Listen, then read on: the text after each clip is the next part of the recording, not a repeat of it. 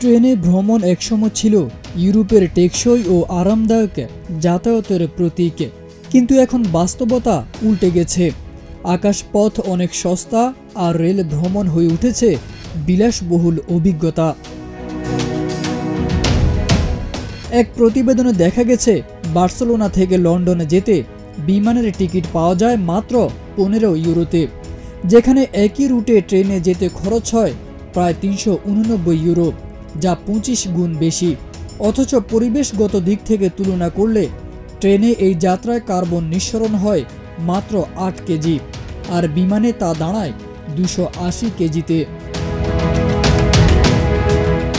গ্রিনপিসের সাম্প্রতিক এক সমীক্ষা বলছে, ইউরোপের 109টি সীমান্ত পারের রুটের মধ্যে মাত্র 39% রুটে ট্রেন এখনও তুলনামূলক সাশ্রয়ী।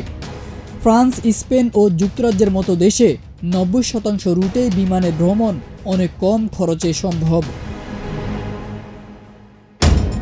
বিশেষজ্ঞদের মতে, বিমান ভ্রমণ সস্তা হওয়ার পেছনে বড় কারণ হলো জ্বালানিতে কর মুক্তি এবং ভ্যাট অব্যাহতি।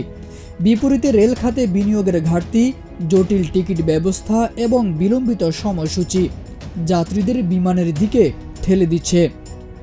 তারেক আজিজ খান, প্রজন্ম 24।